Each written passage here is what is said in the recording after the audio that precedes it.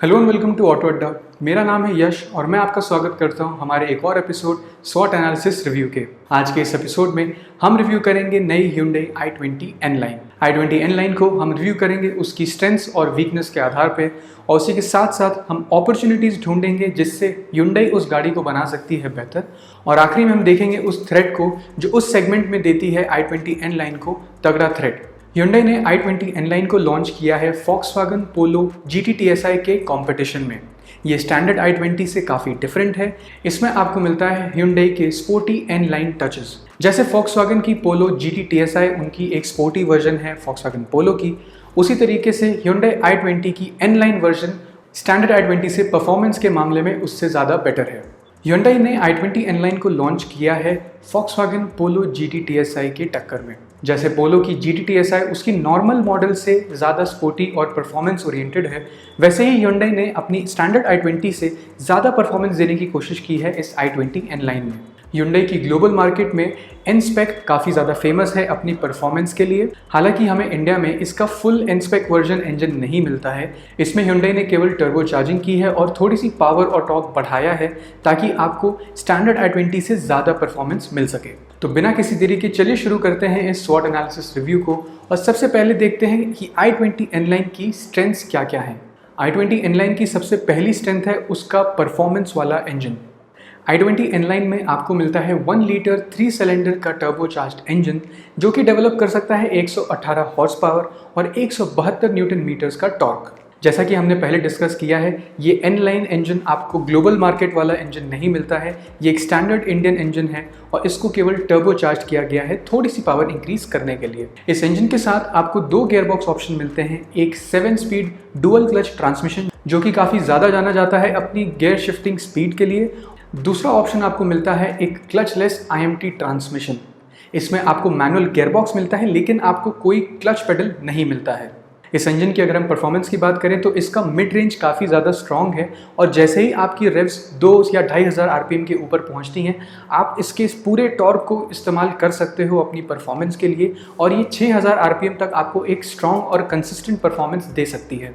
लेकिन यहाँ पे एक चीज़ ज़रूर नोट करनी चाहिए कि Hyundai ने इसको Volkswagen Polo GT TSI के कंपैरिजन में उतारा है मार्केट में, लेकिन मैनुअल गियरबॉक्स इन्होंने कम्प्लीटली नहीं दिया है।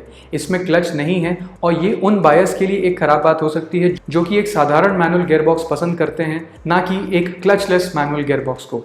और क्योंकि Hyundai के इंजन जाने जाते हैं अपनी परफॉर्मेंस के लिए, इस टर्बोचार्ज परफॉर्मेंस इंजन में भी आपको फ्यूल एफिशिएंसी की कोई कमी नहीं मिलती है।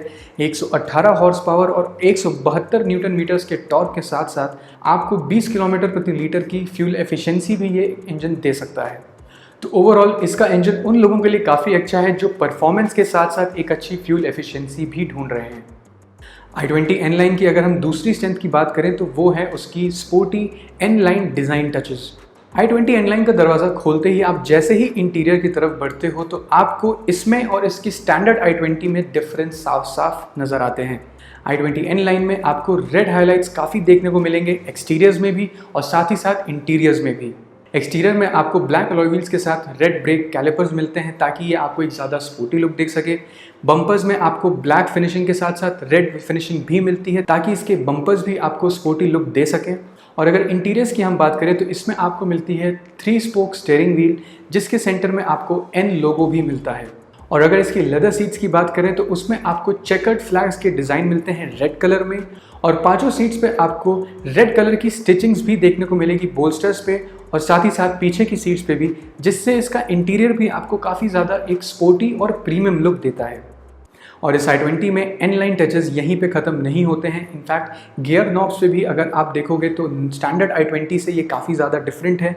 मैनुअल वर्जन में आपको एक काफ़ी हैवी और एंड डिज़ाइन के साथ आपको इसका गियर नॉब मिलता है, और सिमिलरली अगर आप इसका ऑटोमेटिक वेरिएंट चूज़ करते हो तो उसमें आपको लेदर रैप्ड गियर नॉब मिलता है सेंटर में N-Line के लोगो के साथ। i20 N-Line की तीसरी स्ट्रेंथ होगी उसकी नई और मॉडर्न डिज़ाइन लैंग्वेज। जैसा कि हमने अभी i20 N-Line के इंटीरियर और एक्सटीरियर्स दोनों की ही बात की, इसमें आपको काफ़ी ज़्यादा नई चीज़ें देखने को मिलती हैं अगर आप इसको पोलो से कंपेयर करो। Volkswagen पोलो इंडिया में 2009 से मैन्युफैक्चर करी जा रही है, लेकिन उसको आज भी अगर आप देखोगे तो उसके डिज़ाइन में बहुत ज़्यादा चेंजेस नहीं हुए हैं। हालांकि ये कोई ख़राब बात नहीं है क्योंकि उसकी डिज़ाइन एक एवरग्रीन मॉडल है और आज भी यंग जनरेशन में पोलो काफ़ी ज़्यादा पॉपुलर है। लेकिन सेम टाइम पे अगर हम डिज़ाइन को कंपेयर करें तो डेफिनेटली i20 N-Line एक ज़्यादा नई हैचबैक लगती है अगर आप उसको पोलो से कंपेयर करते हो तो।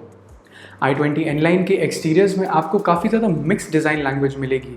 आपको इसके फेंडर्स में स्मूथ फ्लोइंग कॉन्टोर्स भी देखने को मिलेंगे, लेकिन साथ ही साथ फेंडर्स से लेकर साइड डोर पैनल्स तक आपको इसकी शार्प और एजी लाइंस भी देखने को मिलेगी। तो ये दोनों का ही काफ़ी अच्छा कॉम्बिनेशन है और ओवरऑल इसके एक्सटीरियर लुक्स काफ़ी ज़्यादा नए और मॉडर्न लगते हैं। और अगर हम ओवरऑल एक्सटीरियर डिज़ाइन लैंग्वेज की बात करें तो Hyundai ने यहाँ पे रेड कलर की जो हाइलाइट्स एक्सटीरियर में यूज़ की हैं वो बहुत ही सोची समझी जगह पे और एक बहुत ही लिमिटेड मात्रा में यूज़ किया है, जो कि काफ़ी अच्छी बात है। कई बार स्पोर्टी लुक देने के लिए ब्रांड्स बहुत ज़्यादा रेड कलर को यूज़ करते हैं, जिससे कई बार डिज़ाइन उतनी अच्छी नहीं लगती है, लेकिन i20 N-Line में कंपनी ने ऐसा बिल्कुल नहीं किया है, तो इसकी डिज़ाइन आपको काफ़ी ज़्यादा पसंद आएगी। मेरे पर्सनल ओपिनियन में मुझे इसका रियर एंड का डिज़ाइन ज़्यादा पसंद आता है एज़ कम्पेयर टू इसके फ्रंट डिज़ाइन में, क्योंकि पीछे आपको मिलती है इसकी नई LED टेल लैम्प्स जो कि Z शेप में आती है और साथ ही साथ आपको मिलता है डुअल टिप का स्पोर्ट्स एग्जॉस्ट जो कि क्रोम फिनिशिंग में आता है। और अगर आप एग्जॉस्ट टिप को पीछे से देखोगे तो आप इस पर काफ़ी फोकस डाल सकते हो, क्योंकि Hyundai ने आपको i20 N-Line में पीछे बम्पर के साथ साथ एक रियर डिफ्यूज़र भी दिया हुआ है, जिसकी वजह से आपको i20 N-Line के रियर एंड में काफ़ी ज़्यादा स्पोर्टी लुक देखने को मिलता है। इसी के साथ साथ अगर i20 N-Line की लास्ट स्ट्रेंथ की हम बात करें तो वो होंगे उसके मॉडर्न फीचर्स। i20 N-Line में ना केवल आपको एक्सटीरियर डिज़ाइन लैंग्वेज में चेंजेस मिलते हैं, बल्कि आपको इसके फीचर्स में भी काफ़ी ज़्यादा मॉडर्नाइजेशन देखने को मिलेगा। स्पेसिफिकली अगर हम इसे पोलो से कंपेयर करें तो ये पोलो से फीचर्स के मामले में काफ़ी ज़्यादा आगे है, क्योंकि N-Line में आपको मिलता है wireless charging pad cooling function के साथ 7 स्पीकर बोस सराउंड सिस्टम, जो कि अपने सेगमेंट में काफ़ी ज़्यादा जाना जाता है अपनी साउंड क्वालिटी के लिए। इसके साथ आपको मिलता है एक वॉइस इनेबल्ड सनरूफ, जिसे आप अपनी आवाज़ से ऑपरेट कर सकते हो और कमांड दे के खोल सकते हो। और ये सनरूफ i20 N-Line के लिए एक काफ़ी ज़्यादा यूनिक सेलिंग पॉइंट बन जाता है, क्योंकि पोलो GT TSI में आपको इतने साल मैन्युफैक्चरिंग के बाद भी अभी तक कंपनी ने उसमें सनरूफ ऑफर नहीं किया है। इन सभी फीचर्स और स्पेसिफिकली सनरूफ से ये पोलो GT से फीचर्स के मामले में तो डेफिनेटली आगे निकल जाती है, लेकिन साथ ही साथ i20 N-Line की प्राइसिंग भी उतनी ही तेज़ी से आगे बढ़ती है। और अब क्योंकि हमने i20 N-Line की स्ट्रेंथ्स पे बात कर ली है, तो आइए अब देखते हैं उसकी कुछ वीकनेसेस। i20 N-Line की सबसे पहली वीकनेस होगी कि इसमें आपको एक नॉर्मल कन्वेंशनल मैनुअल गियरबॉक्स नहीं मिलता है। ये सोचते हुए कि कंपनी ने i20 N-Line को लॉन्च किया है पोलो GT TSI के कंपेटिटर के तौर पे, इस चीज़ को सोचते हुए डेफिनेटली Hyundai ने यहाँ पे एक गलत अप्रोच ली है कि उन्होंने इसमें एक स्टैंडर्ड मैनुअल गियरबॉक्स नहीं दिया है। पोलो GT TSI को कंसिडर किया जाता है एक हॉट हैच, जो कि एक टर्म है परफॉर्मेंस हैचबैक्स के लिए, और जहां परफॉर्मेंस की बात आती है वहां पे मैनुअल गियरबॉक्स ना होना i20 N-Line के लिए एक बहुत बड़ा वीक पॉइंट है। तो डेफिनेटली जब हम परफॉर्मेंस को दिमाग में रखते हुए इस गाड़ी का रिव्यू करते हैं, वहाँ पे ये क्लचलेस IMT गियरबॉक्स केवल एक नाम का मैनुअल गियरबॉक्स ही दिखाई देता है। i20 N-Line की अगली वीकनेस होगी उसका टर्बो लैग। अगर आपने कोई टर्बोचार्ज गाड़ी चलाई है तो आपने ये महसूस ज़रूर किया होगा कि टर्बोचार्ज व्हीकल्स को मोमेंटम पकड़ने में स्टार्टिंग में 1 से 2 सेकंड का समय ज़रूर लग सकता है, और वो जैसे ही अपने पावर बैंड में आती है, जो कि यूजुअली हर गाड़ी में 2000 RPM के ऊपर होता है, वैसे ही आप उस गाड़ी की पावर को एक्सपीरियंस कर पाते हो। i20 N-Line के केस में स्टार्टिंग का जो इनिशियल रेव रेंज है उसमें आपको ये परफॉर्मेंस ज़्यादा एक्सपीरियंस करने को नहीं मिल पाती है। परफॉर्मेंस एक्सपीरियंस करने के लिए आपको इसको थ्रॉटल ज़्यादा देना पड़ता है, और जब आपकी रेव रेंज पहुंचती है 2000 RPM के ऊपर, जब आप इसके मिड रेंज में पहुंचते हो, तभी आप इसकी एग्जैक्ट परफॉर्मेंस को एक्सपीरियंस कर पाते हो। लेकिन यहाँ पे मैं एक पॉइंट ज़रूर बताना चाहूँगा, मिड रेंज में आने के बाद आप इसके इंजन की पूरी परफॉर्मेंस को एक्सपीरियंस कर सकते हो, क्योंकि ये 6000 RPM तक आपको कॉन्स्टेंट परफॉर्मेंस डिलीवर कर सकता है। इस टर्बो लैग की वजह से आपकी गाड़ी की फ्यूल एफिशिएंसी थोड़ी सी ज़रूर बढ़ जाती है, लेकिन आपकी परफॉर्मेंस काफ़ी ज़्यादा डाउन हो जाती है। और कंसिडर करते हुए कि ये एक परफॉर्मेंस हैचबैक ही है, उस केस में इसका टर्बो लैग इतना ज़्यादा नहीं होना चाहिए और कंपनी को इसको डेफिनेटली थोड़ा कम करना चाहिए। i20 N-Line की अगली वीकनेस होगी कि 118 हॉर्स पावर होने के बावजूद ये पोलो GT TSI से स्लो है।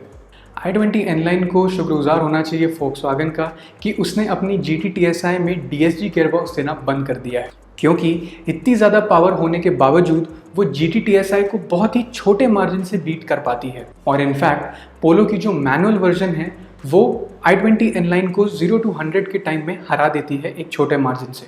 तो यहाँ पे एक बहुत बड़ा क्वेश्चन मार्क उठता है i20 N-Line पे कि 118 हॉर्स पावर होने के बावजूद वो पोलो GT के 108 हॉर्स पावर वाले इंजन से कैसे हार जाती है। और i20 N-Line की लास्ट वीकनेस होगी कि उसके इकलौते कंपटीशन जो कि पोलो GT TSI है, ये उससे प्राइस में काफ़ी ज़्यादा ऊपर है। बिना किसी शक के ये कह सकते हैं कि i20 N-Line की फीचर लिस्ट पोलो GT से काफ़ी ज़्यादा लंबी है। उसमें आपको कई ज़्यादा इंटरेस्टिंग और एक्साइटिंग फीचर्स मिलते हैं, जैसे कि sunroof, wireless charging pad, 7 speaker का बोस सराउंड सिस्टम, एक बड़ी टच स्क्रीन इंफोटेनमेंट सिस्टम। लेकिन फिर भी इन सारे फीचर्स के साथ साथ Hyundai ने i20 N-Line की प्राइसिंग GT TSI से काफ़ी ज़्यादा ऊपर रखी है। तो इस मामले में अगर Hyundai ने थोड़ी सी कंपेटिटिव प्राइसिंग रखी होती GT TSI से और उसकी प्राइसिंग को थोड़ा सा अगर कम किया होता तो डेफिनेटली Hyundai के लिए ये काफ़ी ज़्यादा USP क्रिएट कर देता अपनी i20 N-Line के लिए। तो अब क्योंकि हम i20 N-Line की दोनों स्ट्रेंथ्स और वीकनेसेस मालूम हैं, आइए देखते हैं कुछ अपॉर्चुनिटीज जिससे i20 N-Line हो सकती है फ्यूचर में बेहतर। i20 N-Line की सबसे पहली अपॉर्चुनिटी है कि उसमें एक स्टैंडर्ड मैनुअल गियरबॉक्स ऑफर किया जाए। अगर Hyundai चाहती है कि i20 N-Line वाकई में पोलो GT TSI को एक अच्छे से टक्कर दे पाए, तो उसको डेफिनेटली इसमें एक 6 स्पीड का मैनुअल गियरबॉक्स ज़रूर देना चाहिए, ताकि वो पोलो GT TSI को परफॉर्मेंस और ड्राइविंग एक्सपीरियंस के मामले में एक तगड़ी टक्कर दे पाए। i20 N-Line के लिए अगली अपॉर्चुनिटी होगी कि Hyundai उसमें एक अपग्रेडेड टायर सेटअप आपको ऑफर करे। i20 N-Line में आपको स्टॉक करंट टायर सेटअप में सीएट के 195 mm के टायर मिलते हैं और परफॉर्मेंस को ध्यान में रखते हुए ये टायर इस गाड़ी के लिए बेस्ट सूटेड नहीं है, क्योंकि जब आप इससे ज़्यादा परफॉर्मेंस निकालने की कोशिश करते हो, वहाँ पे इसके टायर दम तोड़ना ज़रूर शुरू कर देते हैं। तो इस परफॉर्मेंस हैचबैक के लिए डेफिनेटली Hyundai को एक ज़्यादा चौड़ा और एक प्रीमियम टायर कंपनी के साथ ऑफर करना चाहिए। इसी के साथ साथ अगर Hyundai ने i20 N-Line के इंजन में टर्बो लैग को अगर कम कर दिया तो डेफिनेटली ये काफ़ी ज़्यादा एक एक्साइटिंग परफॉर्मेंस आपको प्रोवाइड कर पाएगी। ऑन पेपर इस पे डेफिनेटली आपको 118 हॉर्स पावर मिलते हैं, लेकिन उसको अच्छे से यूटिलाइज करने के लिए अगर इसका टर्बो लैग रिड्यूस किया गया, आप इसकी पावर बैंड को बढ़ा पाएंगे और कम से कम RPM पे आपको इसकी ज़्यादा पावर मिल पाएगी। तो डेफिनेटली फ्यूचर में इसके टर्बो लैग पे डेफिनेटली Hyundai को काम करना चाहिए।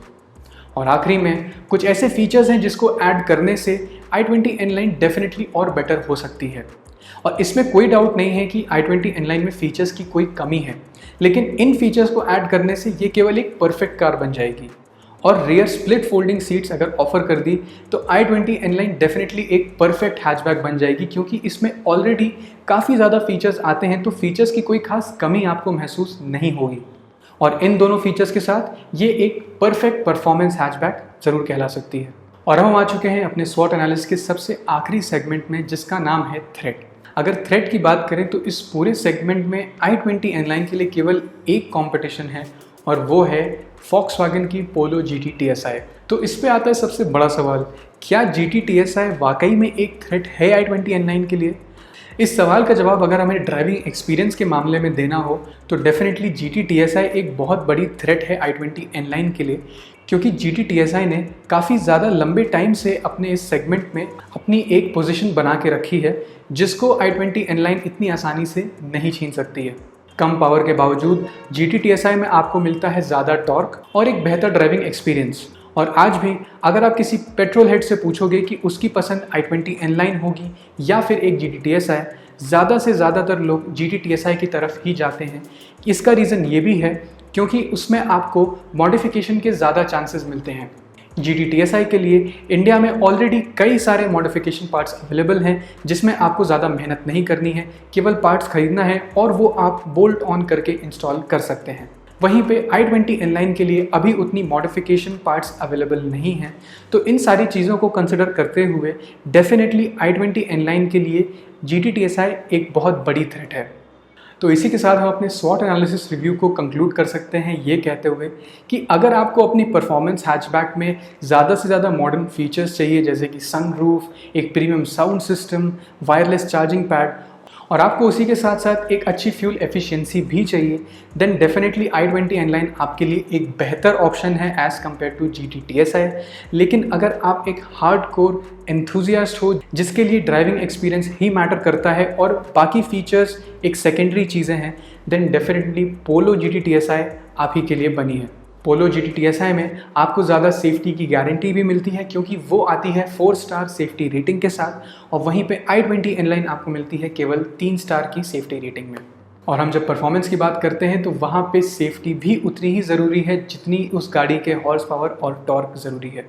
अगर आपको हमारा ये स्वॉट एनालिसिस रिव्यू पसंद आए तो प्लीज़ इस वीडियो को लाइक ज़रूर करिए, अपने दोस्तों में शेयर करिए और हमारे चैनल को सब्सक्राइब करना बिल्कुल मत भूलिएगा, ताकि आप ऐसा ऑटोमोटिव कंटेंट बिल्कुल भी मिस ना करें जो आप तक आता है हर हफ्ते।